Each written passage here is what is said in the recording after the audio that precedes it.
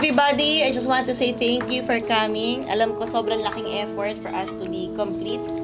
Ang hirap natin makompleto, but thank you for being here para makompleto tayo ngayon. As you were saying? As I'm saying, yun nga, napakahirap tumawag, magbigay ng kulang na lang, magpa-appointment ako sa boys ko na nagtatrabaho na kay Gio tsaka kay Ayan. Why do you want them? What do you want from them? Okay, makinig kayo. It's almost Hannah's debut. Okay? Gusto ko kasing imagine niyo what would the world look like without Hannah? So, Ang lalim naman nun. yun yung kailangan natin imagine. Parang, Ang gusto mong marinig ni Hannah ay how do we all feel if the world is less of a Hannah? What would the world be like without Hannah? Start with Gio. Oh, Gio, sabi mo ikaw. You'll do everything. World without Hannah for me would be one where our family won't be as close because she's always the one insisting that we spend time with one another. Kuya Gio said, a world without Hannah will bring sadness to our family. Napakaganda naman ng napaka-sweet naman yun. I'll go next. Ako next. Sige. Well, you're last, mom. You're the mother. A world without Hannah will be very disconnected because she has a very big heart and you can really feel the genuine love and care from her. These are qualities that are actually not that common. She's almost like if a Disney movie became a person. It's like something you think you only see in fairy tales, but then there she is, like someone who's very selfless, who really thinks about you in a very genuine way, where the only reason why she thinks about you is because she loves you and no other ulterior motive. And it's very nice. It's a breath of fresh air to have someone like that in your life. She keeps us connected to each other. So a world without Hannah would be very disconnected. Gabby, what would the world be without Hannah?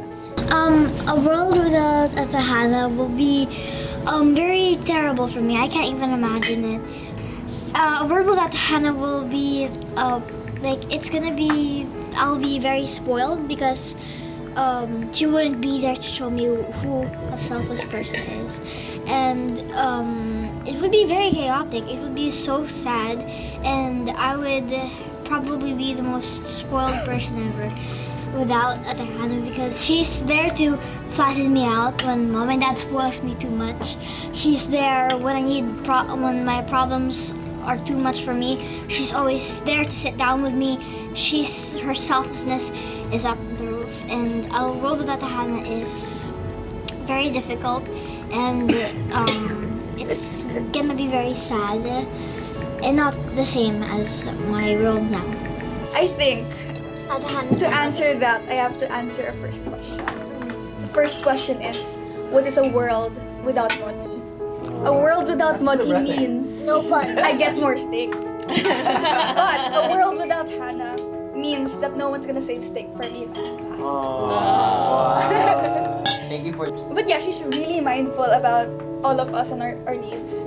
And she knows like one of the things I struggle with the most is I don't like people. And then what she does is when my friends come over, she's always mindful that they have food and drinks and stuff. And also she reminds me when it's their birthday, and she also tells me if my gifts to them are too cheap. So she really is mindful about everything that we don't know that we need. So I think if Hannah wasn't here, I'd be fighting Moti for that steak. Mo, have you collected your thoughts after 3 bites of steak? Yeah. A world without Hannah. Because me and Hannah had the most similar upbringing, but we represent different ideals. While I became intensely rationalistic and empiricistic, or empirical, Hannah represented idealism, maybe to an anti-rational degree. There was this Russian novelist who said, if everything in the world were rational, nothing would happen. And what Hannah represents is that human drive to idealism, no matter if it was reasonable or not. Hannah says, let's meet as a family. Hannah says, let's fight for this relationship. Hannah says, I'm gonna give you my steak even though it doesn't make sense to give you my steak. I earned this steak. I was here first. But Hannah says, I'm gonna give it to you anyway. And to me, I don't really understand that because it's not something you can understand with logic, with philosophy, with science or math. It's something that you feel intrinsically. And I think that's the representation of a world without Hannah. So, what would the world look like without Hannah? It would be a world basically filled with robots and people like me, where everything would make sense, but nothing would happen. Gia, Okay. what would be your world without Hannah? My world without Hannah is difficult.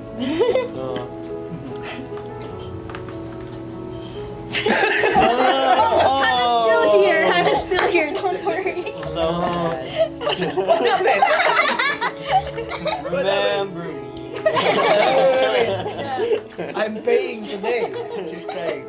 Si Hannah is the one who always gives us positive outlook sa marriage namin. Yung minsan nag-stop kami mag-away kasi Hannah's already being Traumatized. traumatized. So parang Sabi ni Ma'am, look at her. She's getting a rope. No, look at her. You stop. She has a knife.